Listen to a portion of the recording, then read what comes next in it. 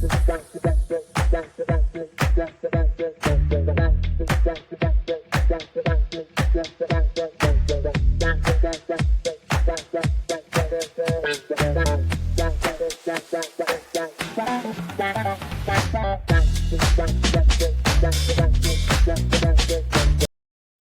right, and welcome back to the Net to Net podcast. I'm here, Casey Kirsch, along with Skelt, Sam Kelty. Today we're talking about the upcoming NBA season, our predictions on who we think is going to win the title this year, who our overrated and underrated players are coming into the season, and how we think our respective teams as the Pelicans and the Bulls are going to do for the upcoming season. So we'll just start out with I'm very excited for the upcoming NBA season. I know there really hasn't been nearly as much hype as there has been in years previous, but I think this year is going to be. There's more, I guess, teams at the top that are all competing for the championship. I mean, you look at the defending Celtics, you look at the runner-up Mavericks, you look at the Denver Nuggets, and they're for it. You look at the Milwaukee Bucks coming back again with a revamped Damian Lillard. There's just so many others. Miami Heat's always a wild card, and New York just got Karl-Anthony Towns, so on and so forth. Sam, who do you have winning the championship this year, and why? Boston. Once again, I think they have the best pound-for-pound starting five in the NBA. We talk about what we saw out of Jason Tatum and Jaylen Brown, 1-2 punch, and think about you get a healthy Kristaps Porzingis playing the five, and even if he is injured, we saw what Al Horford can come in and do in that starting role he's done throughout his career as that kind of like enforcer. And then you have Drew Holiday and Derrick White. We saw an explosion from Derrick White in this playoffs and this season. And we got rewarded with that contract extension. Same thing with Jaylen Brown and Jason Tatum.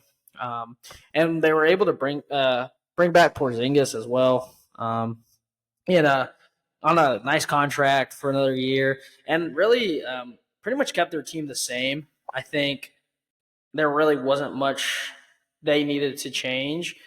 They kept role players such as Sam Hauser, Peyton Pritchard, Xavier Tillman, who came in at the end of last year in the trade, at the trade deadline. So, no, I think they have the best starting five in the NBA. I don't think really anyone can compete with them. Maybe you give it to Denver because they have, I think, the second best, but you lose a 3-and-D type of player in Contavious Caldwell-Pope, and now you're relying on young players such as Perry Watson, and Christian Braun to kind of pick up the minutes and the kind of what you're supposed to expect out of them. So, all in all, I still think the Celtics. Yeah, unfortunately, I'm gonna have to disagree with you here. And I don't like this team, but this team got better this offseason. This team still is stacked. They still have arguably a top 2 or 3 player in the world right now, and Luka Doncic, and that would be the runner-up Dallas Mavericks. They did add Klay Thompson this offseason, and I'm just picturing. You have Luka run the point. You have Kyrie as a secondary option. But now you add Klay Thompson with wide open jumpers. It sounds like a recipe for success with me. You also still have PJ Washington. You also have another year of Derek Lively growing in his role. And obviously he was amazing last year as a rookie. So what do you expect for his sophomore year? They still have depth in a lot of different positions. They still have Jaden Hardy, who's relatively young as well. So I think the Mavericks could win the championship this season. That's who I'm going to pick. Because I think the Celtics, you never know what could happen. There could be everything seems perfect for them, right? You look at their starting five and everything, but they're one injury away. Kristaps Porzingis, if he gets injured, or if Tatum or Brown gets injured or something like that, then the Mavericks could easily walk away with the championship here. You also got to look at the OKC Thunder as well. Another year of growth and development through their organization.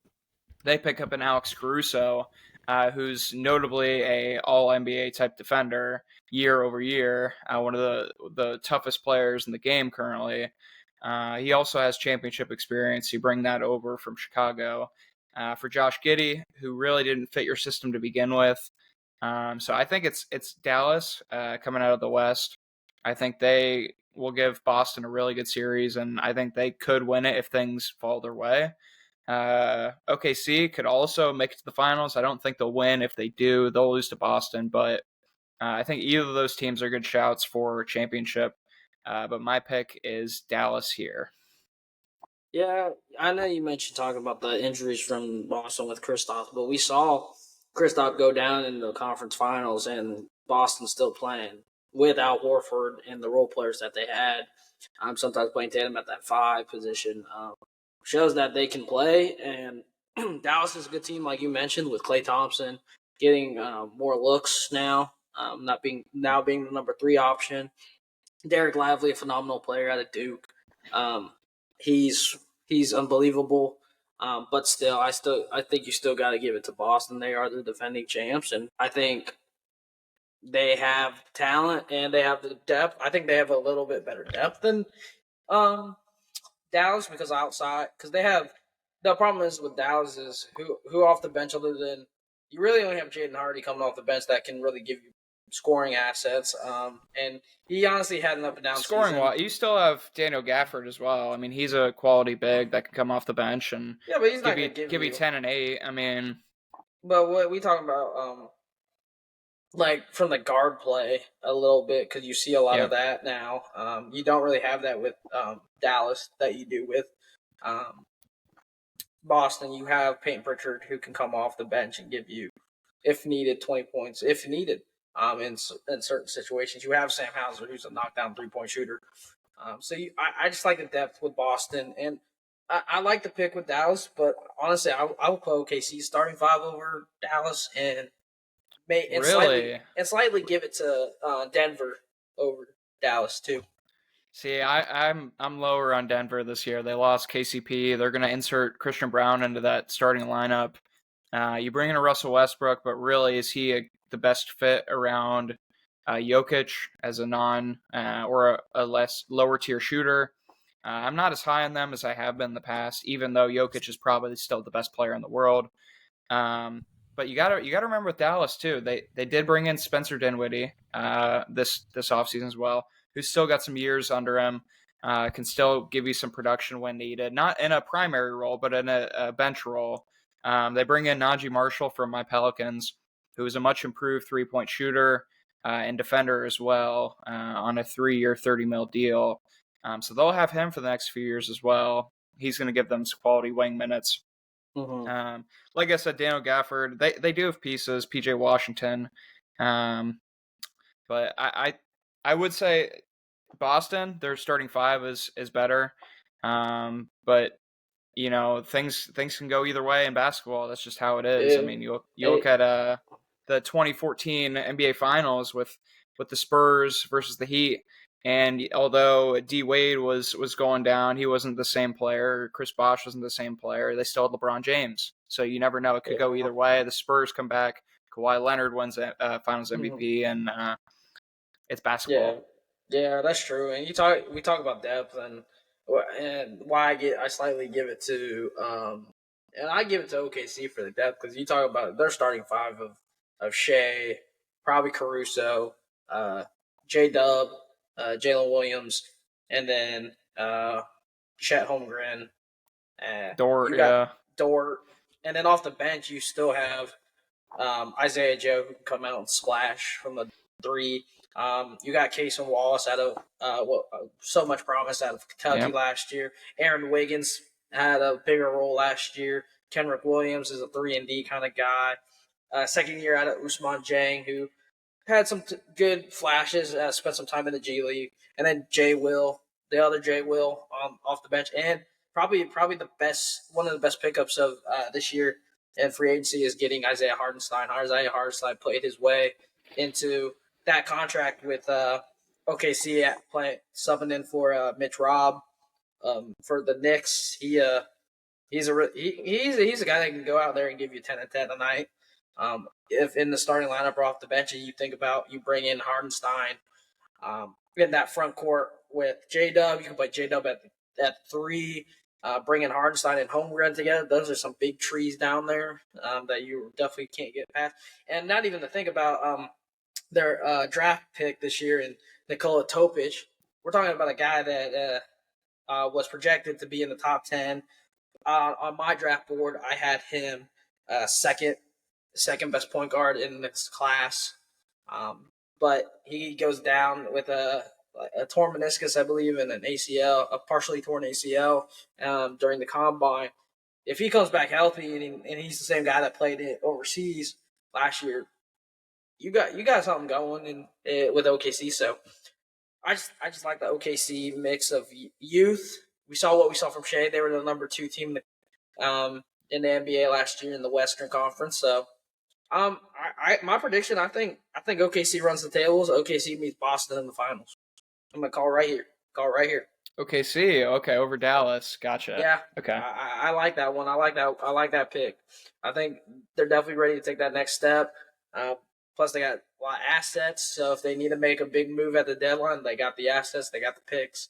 Go out and get another superstar. Yeah, I mean they do have assets. I think as presently constructed, they're not going to beat Dallas. They're not better than Dallas, even with another year of development. But I mean, if they go out and get a disgruntled star or something like that, or that could play, I mean, you're looking at a potential super team here in the next few years, just because of the amount of draft capital they still have.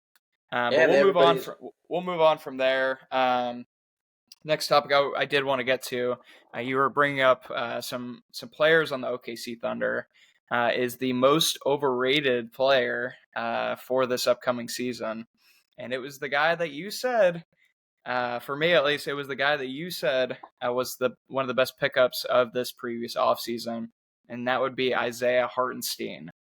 Earning $30 million a season, Isaiah Hartenstein, when he averaged 8 points and 8 rebounds on decent efficiency for a New York Knicks team that was very well-rounded. He filled in for that spot for Mitchell Robinson I'd say. But he's never been known as the greatest defender. He was decent last year, so they're hoping he can fill that role as well this year, maybe play next to Chet Holmgren. But a lot of it went to the Jalen Brunson, the OG Anunoby, Josh Hart. Like, those guys were just playing out of their mind last season, where it was kind of hard for them to lose games when Isaiah Hartenstein just had to get some rebounds and some putbacks, and that's all he really had to do. So he's going to be my overrated just because he's getting paid $30 million a season. And although I could just go ahead and say Ben Simmons or something because he's getting like 45, but we all know he's not overrated at this point. We agree he's not a great player anymore. But Isaiah Hartenstein, a lot of people are high on right now, and I'm not buying the hype. Yeah, I can see why. I think he's gonna prove everybody wrong. He's a big guy. I think he's a good player. I kind of wanted Chicago to go out and get him. I think he would bring some front court depth to us. I like what he did. He's a guy that you can go out and get a double-double if needed on some nights, especially with Chet Holmgren's injury history for being a big guy. Hardenstein is a very solid player. I think he can do it. But for me, my overrated player, probably not going to like it. But I'm going with one of your boys. No. Your recent pickup, DeJounte Murray. No. Yes. I gotta go with him. DeJounte, he's a phenomenal. Please tell me why. Yeah. He's a scorer. He's a scorer. He's a good guy. He showed flashes that he can be the main man. But defensively, liability. He tested in the 24th percentile last year in defense, which is really low. Probably since his days in San Antonio. But last year he did grade in the 24th percentile in defense last season. Like I said, he's good offensively. There is a chance that playing with like Herb Jones, playing with like Trey Murphy, playing with those guys that are really good, solid defensively, he can kind of do better. And then he's a good scorer. I'll give you that, but he's very inefficient. He's always struggled with that. His average scoring efficiency has not been great, and true shooting hasn't been great either over the last few years. Is he with the right team? Yeah, I think he playing around those guys that are more defensive minded, which can contribute to how you play defensively, because they will get on you about that. Like I think in Atlanta with Trae Young, there was no defense. San Antonio, he didn't have Kawhi, he didn't have those boys to keep him more like disciplined. But I think that getting DeJounte Murray in this team, I think is a little. I kind of think the Pelicans reached, to be honest. Because so you didn't even like the trade either. No, because I don't think they needed that. They needed a center, which they still have not. They still have not addressed, and there are reports that Herb Jones is going to play the center, which that's undersized, very undersized center. You have Yves Missi and Daniel Tice, who are also kind of underrated, or not underrated, undersized at the center position too. I think Daniel Tice is your tallest at like he's 6'10". Missi's like 7'1" though, but yeah. He's not. He doesn't have the frame, I guess. Yeah, he's raw. He's inexperienced. I think you could have went out and got a center. There's been multiple ones on the block. I think honestly, Hardenstein would have fit you guys, just being a rim protection presence. Honestly, try to get Vucevic back for like 1 year, but he got the bag in Washington for some reason. Washington decides they want to be a contender for some reason, which they're not. Yeah, they're not. They'll end up trading him. They'll trade them. But Valanciunas was actually one of my overrated. In that conversation, we're being overrated too for Washington because it doesn't really make sense for their timeline. But I'm gonna go with DeJounte Murray. Like I said, I think the defensive woes are kind of the outlier in the whole thing, with them not really needing a point guard. They have CJ McCollum. They have Jose Alvarado. They really didn't need another guard. They really needed another big man. So so you made some good points, but you also have made some points where I disagree. The few that I disagree, I'll start out with, or I guess I'll start out with the ones you got right. He's been inefficient in the early part of his career. He wasn't great defensively last season or the season before. Either of his seasons in Atlanta, he was not at his best defensively. But that's kind of it, where I agree with you. As a Pelicans fan, we definitely needed a point guard. We needed a starting point guard. CJ McCollum tried to do it, but he isn't the facilitator. He's not the on-ball presence that we really need at that point guard spot. I mean, there were interviews from Zion and Brandon Ingram last season, the closing out interviews. What are you guys looking forward to next season? What would help you guys be able to improve on your game? Brandon Ingram just goes, a point guard. That's all he says. So they really needed to look for a point guard here. I'm glad we got DeJounte Murray. But I think a lot of people are forgetting that when he was in San Antonio, he was a multi-time All-NBA type defender. He made multiple All-NBA defensive teams. And I think that if he's not being put on to do the same amount of offensive load as he was in Atlanta, because he was their scorer last season. Him and Trae Young were the scorers. I mean, he averaged his most points, his most shot attempts, and everything last season. I think he's going to be asked to do a lot less in New Orleans because you have the likes of CJ McCollum to shoot. You have Zion Williamson. You have Brandon Ingram. You have shooters all over the floor. You have Trey Murphy off the bench. You have Herb Jones. I mean, you have players that can score the ball all over the floor. But I think he's going to be able to focus a lot more on the defensive end and more of the playmaking aspect, which isn't going to take out a lot of his energy, being able to put that on the defensive end. Now, we do need a center still. I agree with you there. We should have also made a move. We probably should have moved Ingram, but it sounds like there's nothing really on the table, especially you hear a lot about Walker Kessler from Utah, but it sounds like Utah wants to keep him or wants multiple first-round picks or something like that for him. And Ingram isn't a great fit, I guess. But either way, I disagree with you on DeJounte. I think he's going to be a phenomenal player for us. He's locked up under contract on a team-friendly deal for multiple years. He's making the same amount as Hartenstein, actually, to prove less than Hartenstein, to prove my point even further. But yeah, I mean, there are some concerns, but I think the positives and especially what we gave up to get him far outweigh the negatives there. Yeah, I can see your point as well. I think his scoring will improve. Like efficiency or number, like points per game wise. Not efficiency. I think he's gonna take way too many shots again. Ooh. Yeah, but going to your point, yeah, he was a good defensive player in college at Washington. Watching those boys in the Pac-12, and then yeah, he was a one-time All-Defensive Second Team in 2018. But that was 2018. Now he's kind of been more focused on the offensive side than the defensive side. So it's been a while, and every year his defensive efficiency has dropped. But like I said, I think I have him as overrated, but I could change it because, like I said, I think being around more of those defensive-minded guys, such as Jose Alvarado, Trey Murphy, Herb Jones, especially, and CJ McCollum, because CJ McCollum's a good defensive player in his own right. You get those guys, and I think he's better than CJ or DeJounte for the most part. I would say defensively wise, over the last few years, not like overall career. Okay. Just to make sure. No, I was saying over the last few years, but like I said, it could change.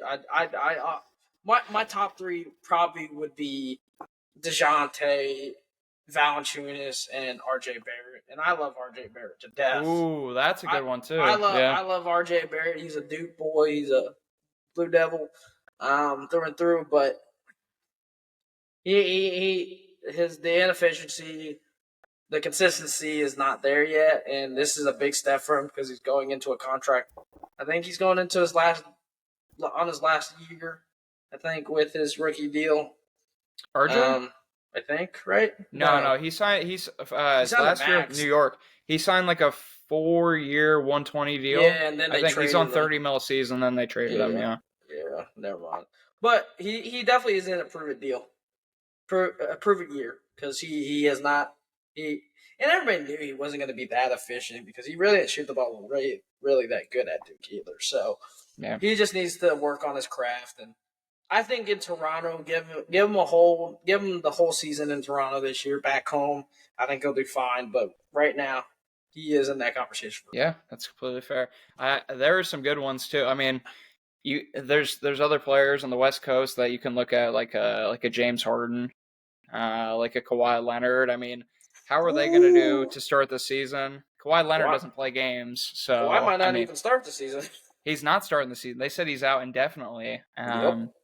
So we don't even know when he's going to play. I'm going to enjoy seeing Harden try and go back to his Houston form and jack up a lot of shots and try and put the team on his back. So we'll see. We'll see how he does. He might just fall on his face like he's done before, especially in the playoffs. But we'll go over to the most underrated player, and for me, it's going to be my boy Herb Jones. That's who I had to. Here's why. So there was an ESPN top 100 players that came out this past, I think it was this past week or so, and Herb Jones, although he made all defensive first team this past season, had some defensive player of the year votes, shot 42% from three. Based on it was a 9% jump on the previous year, 9% on 3-point percentage, and he was ranked 97 overall. I saw that. That's ridiculous, dude. Like, all defensive first team. He's a great 3-point shooter. He's rebounding more, he's assisting more, and he's scoring more points. He's as good of a defender as he's ever been, if not better than he was previously. Uh, but he's ranked 97th overall. Pelicans got him on a steal of a contract last season. He's only making about 12 mil a season. And that's for the next 3 years as well. And I'm looking forward to watching him. I think he's going to be just as good, if not better, this season. He's only gotten better. You hear from the coaching staff and the organization that he's in the gym every single day. He's working harder than anyone else, and I don't see him dropping off anytime soon. That's a good pick. I thought about that one. I'm going to go with a guy that I think people don't really look at him that much because he's not on a good team. I'm going to go with Devin Vassell. Ooh. Devin Vassell, last season, a player, he averaged 20 points, 4.7 assists, and 4 rebounds per game, shooting 47, 37, and 80, respectively, from the field, 3-point and free throws, while adding about a steal and a half a game and a half 0.4 blocks. In reference, only 25 players have averaged 24-4 last season, and 10 of them landed on All-NBA team. Those are pretty good stats for a guy that's on a team that doesn't get the focus because they have a Victor Wembanyama. They now have Chris Paul, and even before that, Keldon Johnson, who was that main player before Wembanyama came. Sohan, but you talk about a guy that he was on a team that's like, and it's especially weird because that ESPN top 100, you had Jalen Williams from OKC ranked at 35. Devin Vassell was ranked at 44. Devin Vassell was at 44. So that's not a bad ranking for him, though. I think I think he's underrated. I completely agree with you. But 44, I think that's pretty fair, if not generous. Actually, sorry. Actually, I got that wrong. They had Vassell at 71. My bad. Oh, okay. Now I can see why he's underrated. Yeah, my bad. I read that's that really wrong. good for him. Like, yeah. So sorry. Yeah. The Ringer outlet had him at 44, but ESPN had him at 71 because only 3 Spurs made it, and it was Wembanyama, and then Chris Paul was at 99. So we're talking about Vassell, which is like ranked at 71. Like that's kind of, I think, disrespectful because the guy that has great minutes. He was a second round draft pick. Wasn't the main guy there. He came out of a good Florida. He was a part of a good Florida State team that was very overlooked. But we're talking about a guy who I think could take another leap. I think he could have an all-star year. I think he could have a breakout year, even with Wembanyama there. I think he's very good, and I think with Vassell on the floor, they're a lot better. They're at plus 20.5 in per possession. He has a net when he's on the floor, a net rating of plus 4.1, which is pretty good when he's not on the floor. I just like what Vassell brings to the table, and I think he's that guy that has progressed every year and gotten better every year. And I think if he's on a playoff team, I think he could be one of the top 3 options on that on most playoff teams. But unfortunately, he's not because he's with San Antonio. But I like the Devin Vassell. Got high hopes for him. That's a good pick. I mean, you look at the amount of coverage they're getting right now, the Spurs, because of Chris Paul and Victor Wembanyama especially. People are starting to rank him in like the top 15, top 10 range. But you never hear Devin Vassell's name pop up in any of those conversations, which is kind of sad because, like you said, he's been so good over the past few seasons. He's grown his game year over year. He's always been a great defender coming out of Florida State. I think he was a late first round pick or something like that. But he's always been a really quality player. I know whenever I watch him, he's an excellent mid range scorer. He can knock down his threes. He's a great player off of Victor Wembanyama. I think what's kind of sad actually is the commentary around the Spurs are Victor Wembanyama is an amazing player, why are these other players not passing to Wembanyama? Those are the two things. And then he kind of just gets lumped in that category where it's just that, like, people say he doesn't pass to Wembanyama when you said he has, like 4-point-something assists per game, and he's not even an on-ball guard. So I think he's a really good player. I like the shout being underrated, and I think he's going to have another really good season because you look at the players who are around Chris Paul. There's usually a few breakout players. Players have career years when they're playing next to Chris Paul. So I'm looking forward to what he does this season. Yeah, and like I said, and like you said, like they talk about Wembanyama, they talk about Chris Paul. You talk about Keldon Johnson before, and you think you talk about last season. Devin Vassell was second in assists behind Trey Jones. Mm-hmm. And that's pretty good. He second in assists behind a point guard, and like you said, he's not a point guard. He's not a point guard. He's not ball dominant. He's usually off ball. That shows a lot, as well as being the second leading scorer on the Spurs team behind Wembanyama. So he is definitely can be that number two option. Because let's be real, Chris Paul's 37, 38 years old. 39. 39. Yeah. You're not gonna get the Chris Paul that was giving you 19 a night and 9 assists in a game. You're not getting that Chris Paul, so you need someone to step up, and that's what Devin Vassell can do next year. Yeah, I think Chris Paul is a 10 points, 8 assists, or 7 assist type guy. He'll have the ball, but he's more so pick and roll with Wemby, kick it out to a shooter, lob to Wemby. Not anything spectacular there. Mm-hmm. Exactly. Yes, we can move on. Sam, we can talk about your Bulls first, actually. They play the Pelicans upcoming here soon as well.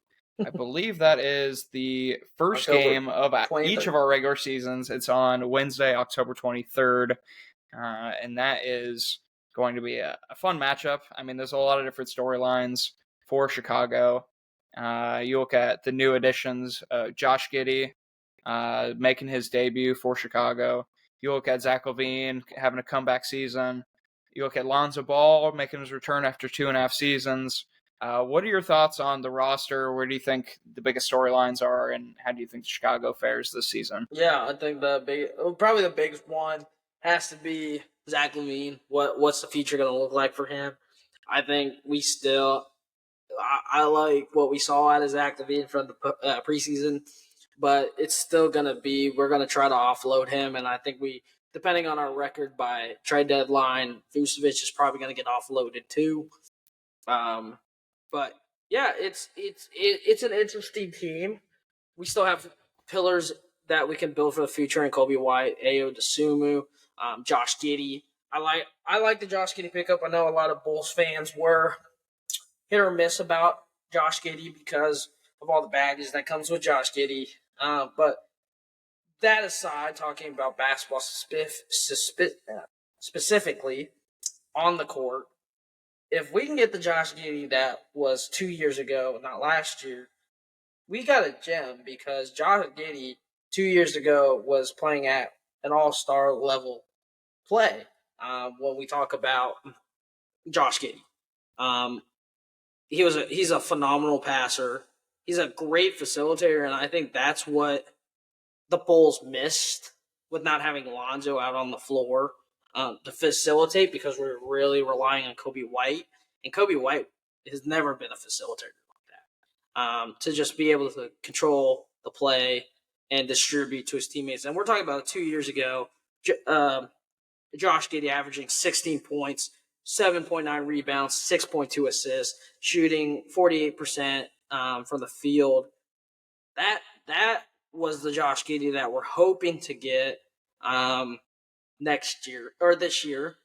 If we can get that Josh Giddey, I think we'd be fine. And talk about Josh Giddey playing in that year, he was pretty good. He was really good, and hopefully we can get him to that as well. And then Zach LaVine, I think, phenomenal player. I love what he's done for the city with Chicago. He's been superstar for us, but I think it's time to move on.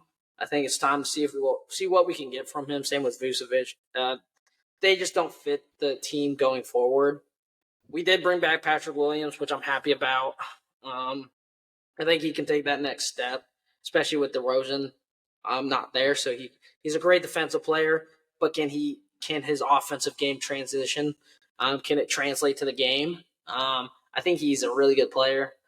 Uh, for who was out there at the 4 position, stretch 4, I didn't like anyone, so I'm glad we brought him back because we really didn't have much outside of that. Torrey Craig, there, Adama Sanogo, players like that. But Chicago, it's going to be a couple years of rebuilding. I think for the most part, we do have a very mixed roster of young players and older players. I did like the Jalen Smith pickup this offseason.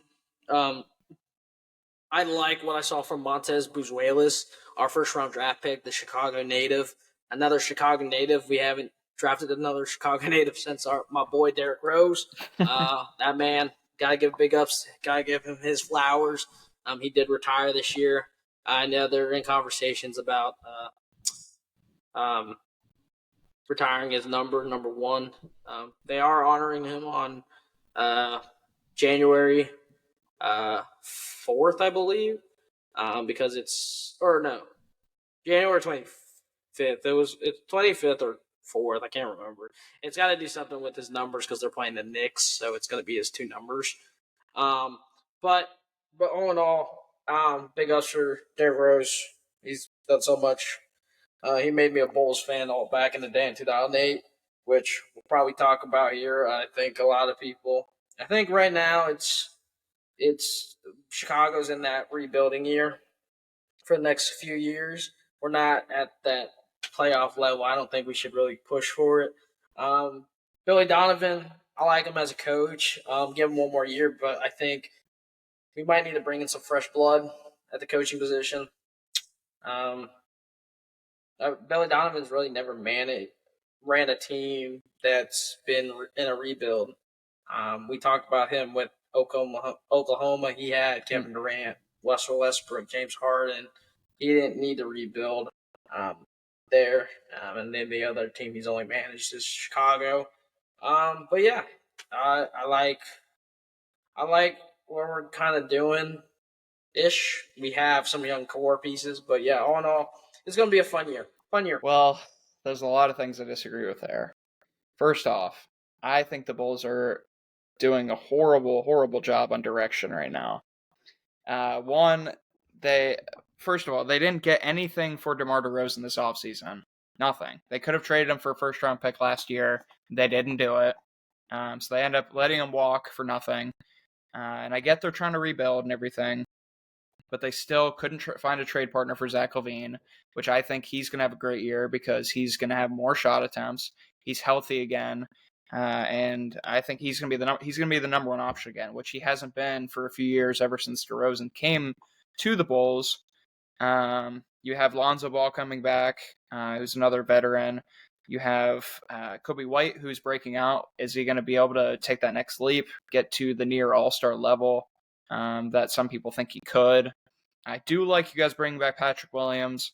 I don't think that he is a really great starter, but he's solid. He's decent. He'll plug and play. He is a stretch big, which is a good fit around LaVine, around Lonzo, around other players. And Vucevic, not sure about this one either. I would have gotten rid of him, but I get you don't have a center other than Sanogo, and Vucevic. But I think you guys need to flip all these people at the trade deadline. The only problem, and why I originally said that the Bulls are doing a horrible job with direction, is because they should have all done all this last offseason. They should have traded Vucevic. They should have traded LaVine. They should have traded DeRozan last season. And they don't have their first-round pick this season unless it's in the top 10. But when you look at the players that are on the roster, are they going to be in that top 10? Because if Zach LaVine has another breakout season, if he averages his 25, 26 points per game that he did before DeRozan came, Lonzo Ball, if he's healthy, if, like you said, Josh Giddey has a great season, are they really going to be that bad? I would assume they're going to be a play-in team, or at least close to it. So that's why I think it's not great direction-wise. Now, they could bottom off after the trade deadline and lose a ton of games, and then get into that top 10 range, go for the Cooper Flag sweepstakes. But right now, you guys are probably borderline play-in area, the 14 to 11 range, and that's really the worst place you could be. It's either push for the playoffs or don't. And right now, you're not a playoff team unless you make a big splash, which also doesn't make sense because you already traded away your picks. So for me, I love the players that are on the roster. I think they have a lot of interesting storylines. Shout out Derrick Rose. He was a legend. They should retire his jersey. They will retire his jersey. Will he make the Hall of Fame? That's another question for another day. Oh, he'll make the But Hall of Fame, 100%. No MVP that's won the MVP has not made the Hall of Fame. We talk about people that have had lower odds to get in. We talk about Pete Maravich. No one talks about that. Pete Maravich had a 10.4% to make the Hall of Fame. He makes the Hall of Fame.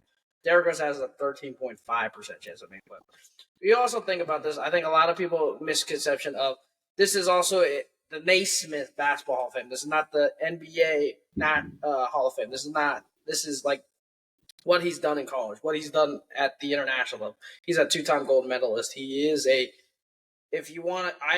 we still count it. It is a runner-up national champion in college basketball. Took Memphis with John Calipari to a national championship and lost on a buzzer beater shot, the ridiculous buzzer beater shot from Mario Chalmers. He is a Hall of Fame player. He's a 3-time All-Star. The youngest MVP ever, the youngest Rookie of the Year ever, had phenomenal numbers. He gets in, no doubt about he gets in. Derrick Rose, what he's done everywhere, and he's flourished wherever he's been.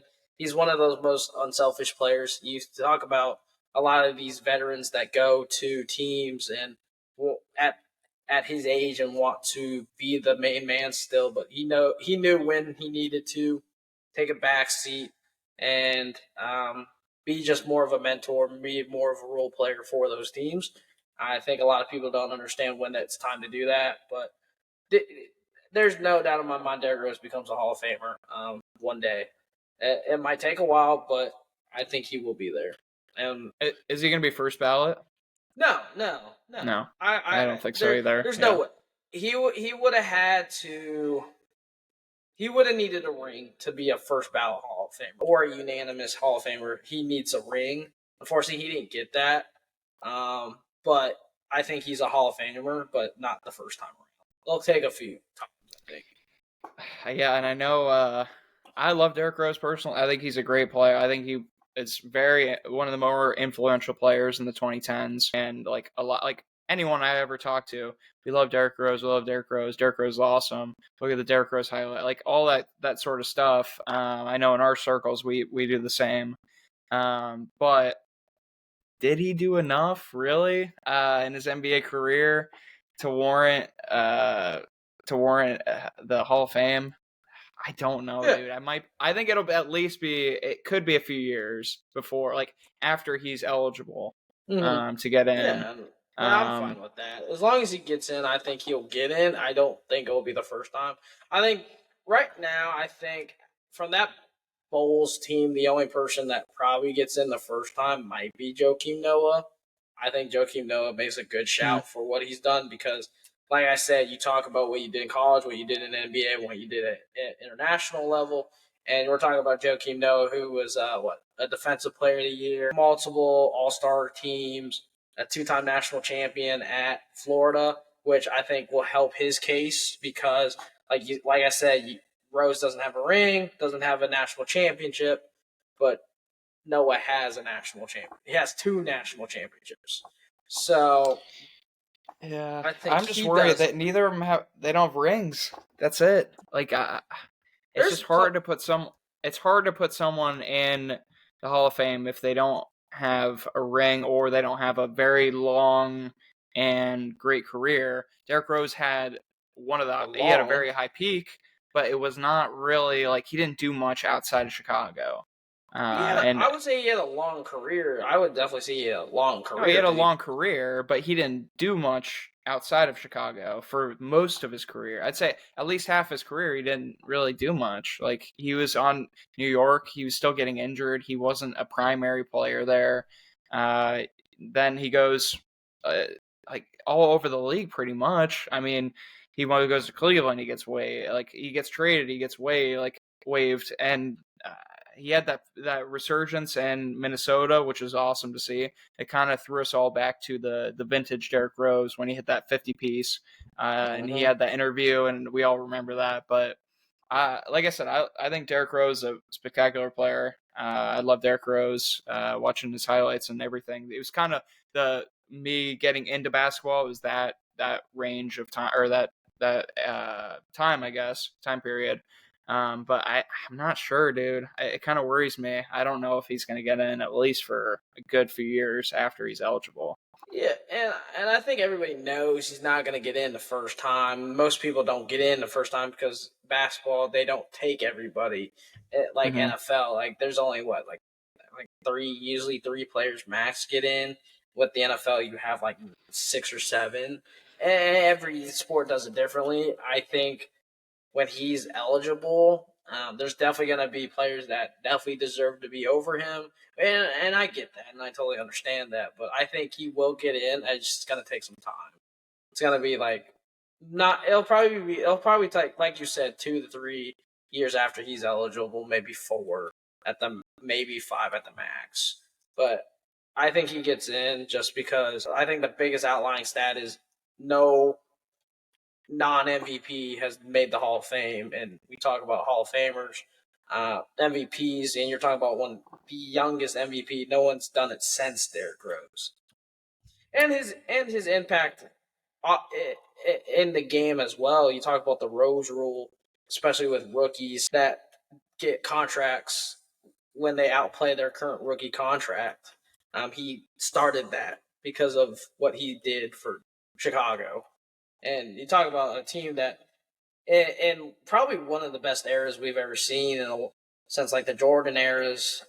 We talk about those eras like the prime Kevin Durant, prime LeBron James, the Heatles with Bosh and Wade, and this guy in Chicago's being the first seed every year for that 4-year span, beating the Heat in the regular season every year. Yes, it didn't happen in the playoffs. And it could have went a different way if Tom Thibodeau decided to. Glad you said that because I was about to bring that up. Instead of it, and we all know it could have went specifically. It could have went way different if Tibbs would have pulled his starters up 20 against the 76ers in Game 1 of the first round. Could have been a different story. Rose doesn't go down. We could have. I would say that was probably our best year to win the championship. We had Boozer, we had Noah, we had Corver, we had Bogut, we had Robinson, we had Rose, we had Taj Gibson. We had a phenomenal team, but just couldn't get the job done with injuries, and Jimmy Butler, for a young Jimmy Butler. So we had a great team. It was just we couldn't get the final. We couldn't get over that hump of Miami. Yeah, we got past Boston. We got past Indiana. Couldn't get past the GOAT, right, Sam? Second best player in the NBA. Stop. Ever. All right, man. We'll move on. I could talk about D Rose all day, and especially the Hall of Fame, if he's going to get in and all that. We'll move on to the last topic. My New Orleans Pelicans coming into the season, winning 49 games last season, adding notably DeJounte Murray, who Sam has called the most overrated player in the league somehow. But yeah, I'm confident in this season. I think we'll finish right around the same win total, maybe 47, 7 wins or something like that. We're projected to win 45. I think the line is 45.5. So I would take the over personally. But we bring in DeJounte Murray. We have a healthy team pretty much outside of Trey Murphy, who should be back within the next week or two. The only thing that worries me is Well, there's two things. One being Brandon Ingram. What's his mentality going to be like for the season? Is he going to be shooting more threes? Is he going to be playing for himself? Is he going to be playing for the team?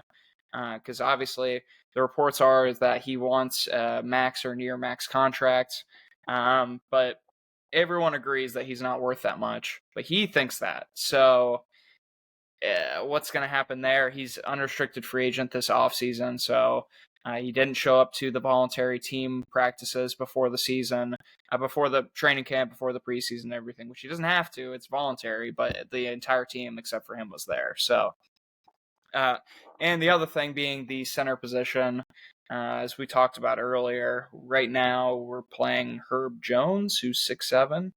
And although he is probably a top 3 defender in the world, he's not the biggest dude in the world. Dude, Sam, he is. He is, dude. I'd say him, Victor Wembanyama, and Rudy Gobert. Those 3 are probably the 3 best. You could throw Bam Adebayo in there, maybe, but that's pretty much it. LeBron, No, AD, no. Jokic, What? Embiid.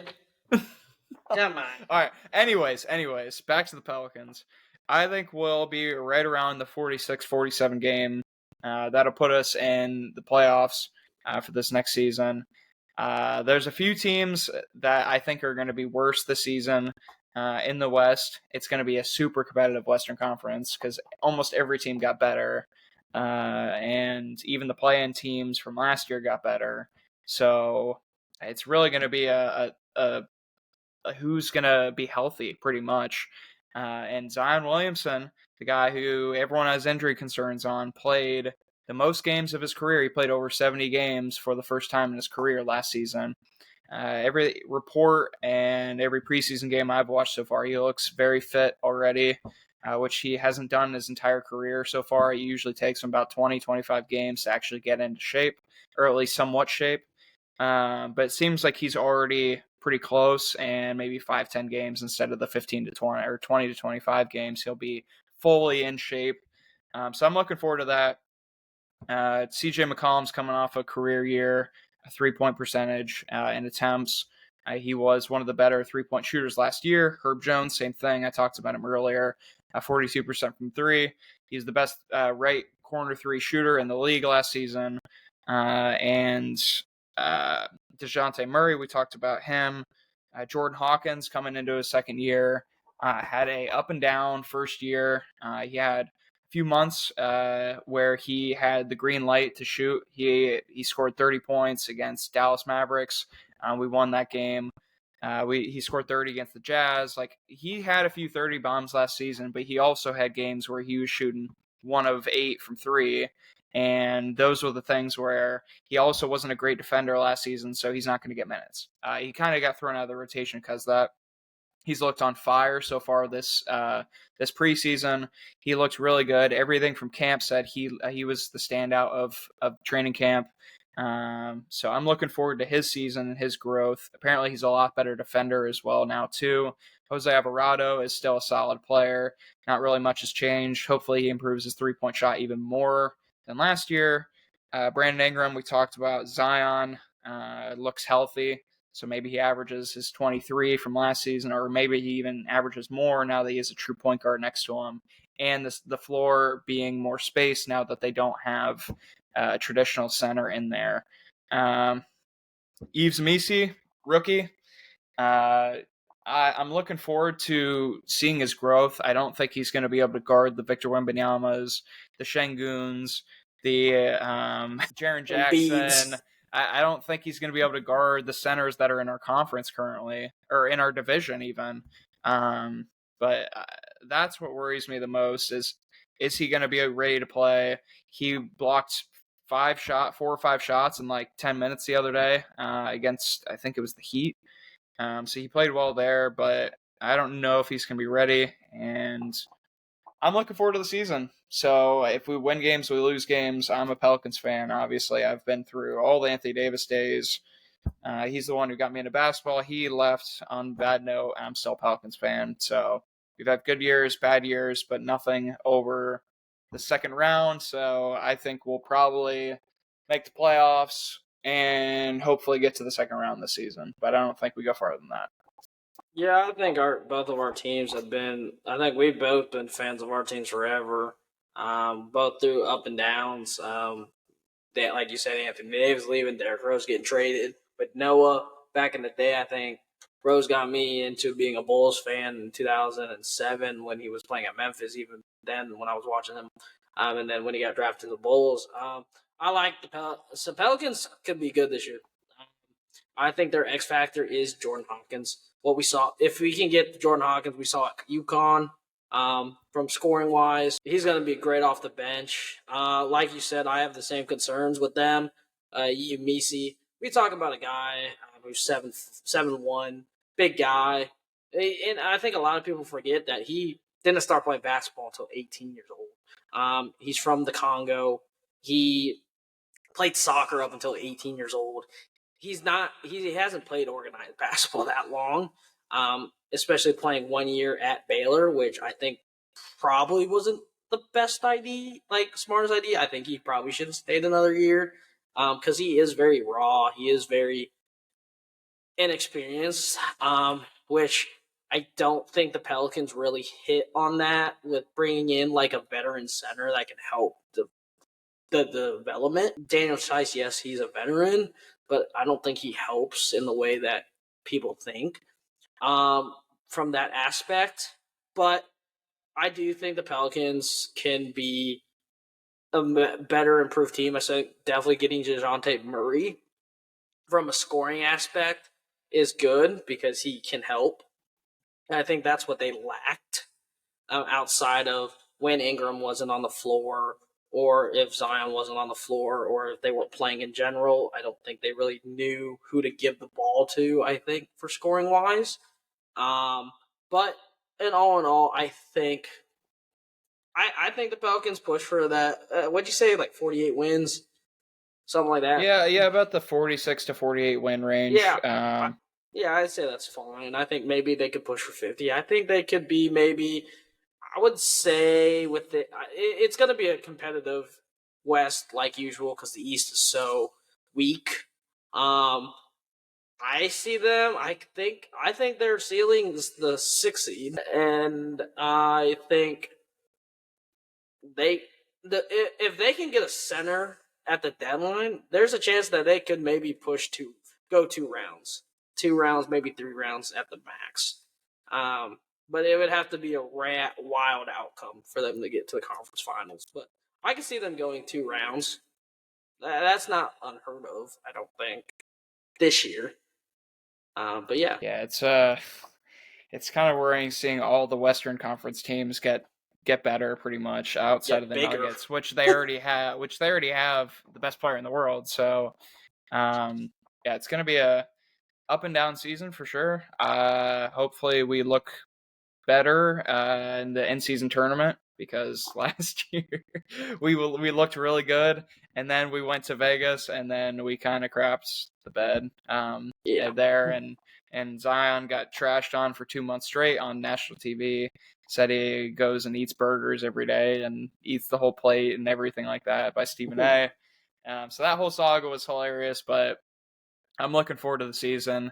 I know you are too. Is there any other storylines that you want to talk about before we hop off?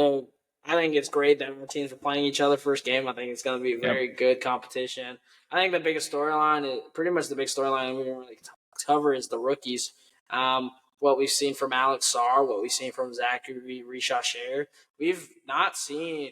I think this class might be the class that there's not a number one favorite to win Rookie of the Year. We've seen struggles from Richasher. We've seen struggles from Alex Sarr. I believe Alex Sarr has one of the worst plus minuses right now through preseason. It was, I believe it was him, Kyle Kuzma, and Bronny James. Kyle Kuzma? Or not Kyle Kuzma. It was, I forget who it was. It was Alex Sarr, someone else, and Bronny as the worst plus minuses on the floor. Oh, I thought you were saying rookies. I was confused. No, sorry. I just meant in general. But worst plus minuses in general. But go back to rookies, I think there's a lot of rookies that could be good. Like we said, Rizal Sher, Alex Sarr, Stephon Castle. He struggled. A lot of these rookies are struggling right now, especially. And then I think the biggest one, Bronny James, how he does in LA with the lights all on him, especially playing with his dad, playing with LeBron. And I think a lot of people have that misconception of Bronny's gonna be a scorer. Bronny's gonna score. Bronny's gonna give you 20 points a night. No, Bronny is his ceiling. I compare him a lot to a Tony Allen, a Marcus Smart, a guy that can go out there and give you 10 points a night, but he's going to play consistently good on the defensive side. He's not that scorer. He's not going to be that guy that's going to be competing with the likes of Kevin Durant and Devin Booker and LeBron for top goal or for top points in the NBA. That's Bryce. I think Bryce, his younger brother, is going to be a scorer. Bronny, great. He's going to be a really good defense. Can maybe shoot if he can work on the shooting efficiency. He could be a really good 3-and-D guy. But I think that's really the biggest headline. And then yeah, I mean, I agree. Like the rookies, the class just doesn't seem that great. At least right now. Like usually you have a few standout players from summer league. You have a few standout players from the preseason that, whether it's a number one pick or it's just someone in the lottery that just goes off and plays really well and then earns a role in the start of the season and so on. You don't really see that much for this rookie class. But there is one rookie who just had an incredible game against Phoenix, and that would be Dalton Connect from the Lakers. Now, he is 23. He's one of the oldest players that are rookie, but he just dropped 35 points, 7 boards on 10 of 18 shooting, 7 of 8 from the line, and 8 of 13 from 3, with 2 steals and 2 blocks. That's a monster game for a rookie who's playing against Phoenix. And, dude, this kid could be incredible already coming out of the draft. He could be an incredible shooter already. Now, he's 23. That's what they brought him in for, is to be a spark plug, like, right off the bat, not really have that rookie wall that many do, starting out at 19, 20 years old. But I think he's going to be a key contributor this season. I know JJ Redick's already a big fan of him, and I kind of see some similarities, honestly. But I'm looking forward. I don't like the Lakers, but I think Dalton Connect's got a bright future out of him. Oh yeah, Dalton Connect. If anyone watched him at Tennessee, he was amazing. He's the main focal point of that team. He was so good playing with Josiah James. Dalton's a beast. He can shoot the 3. He can get his shot when he wants. He can create for other teams. I like him a lot. And a guy that I think that has a chance to get most improved player, Brandon Podziemski. That's a name that you guys got to remember. Brandon Podziemski. He Santa Clara boy, gonna start this year. With Klay Thompson leaving, he's gonna play more of the point guard role with Steph coming off ball screens, coming off ball. Look for him to be most improved. I like what I've seen from him. He's been playing very well in the preseason, and he played very well towards the end of the season. I know it's preseason. Yeah, the Warriors went 6-0, but against the Lakers, he put up 16 points, 4 rebounds, 2 assists. From this so far, he's been playing very well, and hopefully I think he's going to get – he averaged 9 points a game last year playing great defensively. I think those numbers are going to go up, especially with he's going to get more playing time. He's going to get an expanded role. So definitely look for him to be most improved. Yeah, I got a different guy for most improved, and that's going to be Jalen Green. And although he's a 20-point per game scorer already, he's been very inefficient throughout his career, and he could very well be an all-star this upcoming season. I think he's got that leap. He's just coming off of a season where 19 points, 3 rebounds, 3 assists, 5 rebounds on really not great efficiency, only 42% from the field and 33% from three. This kid's got energy. He can jump out of the gym. He can shoot, even though his numbers don't really show that. He's only 22 years old, going into his fourth year. I think he could average 25. I think he could be an all-star, and I think his numbers could go way up percentage-wise. I think he's going to be more of a focal point for them this season as a more of a number one guy. You look, yeah, a number one guy. I mean, think who's the alpha on that team? Fred VanVleet, Şengün. But Şengün's not a score first guy most of the time. I mean, Jabari's a great player, but I think Jalen Green is gonna have a breakout season. I think he'll get to that 25 points per game mark. I like that pick. Jalen. Like you said, the inconsistency is there because I did remember seeing a stat. It's like post pre All-Star break, he averaged like 18, and his efficiency wasn't great.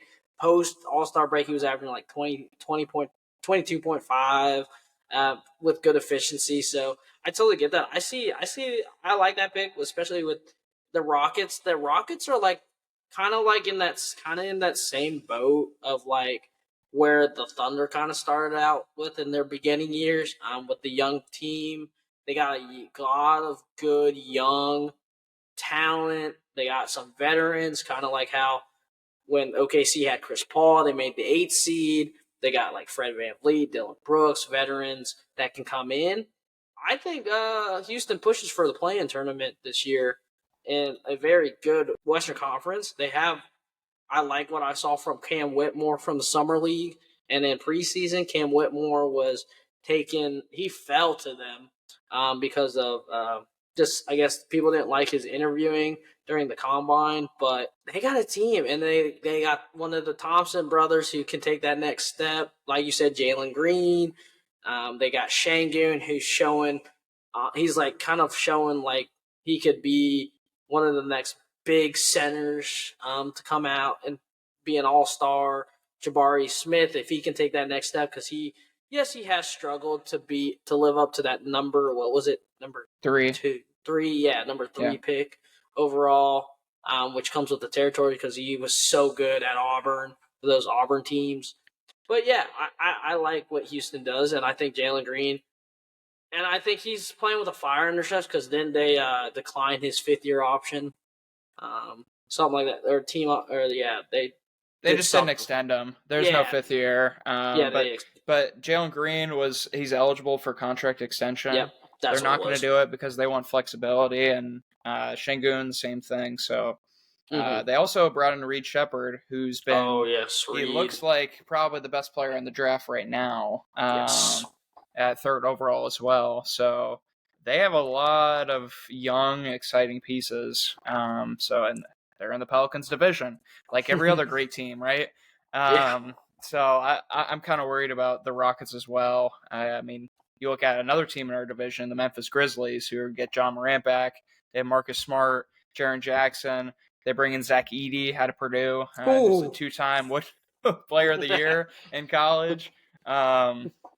They haven't had a big man like that since Marc Gasol, since those grit and grind Grizzlies. Desmond Bane as well. I mean, they have. And you get a healthy Brandon Clark back, who showed very good promise before that ACL tear. Out of Gonzaga, he's a beast. It's huge that it shows because they chose Brandon Clark, who was injured, over Xavier Tillman for that bench role for the big man spot. They gave a lot of trust in him. I really thought they were going to go out and get another backup point guard with cutting Derrick Rose and even bringing in a point guard even before they cut him. I know they were linked to bringing back Tyus Jones. I think that could have been a very good option for them to bring in because I think they, outside of John Morant as a point guard, Marcus Smart is in your starting lineup, so do you really want him running the second unit too? Or are you going to play him a lot of minutes? Sam, they have the perfect answer at the backup point guard. They have Yuki Kawamura, who's the 5'8" rookie out of Japan. And Oh my God. he's actually been very good this preseason. He played against Indiana the other night. He had 10 points, 7 assists, 3-7 from 3 with the steal as well. He's just a pesky player. I don't know how many minutes, but he's been exciting. We'll put it that way. They As still a got player. Yuta. They still got Yuta Watanabe. No, not him. Get the Japanese connection back there. No, but they still have Luke Kennard as well. They Yeah. brought in Scottie Pippen Jr. They still have Vince Williams, who's a solid wing player.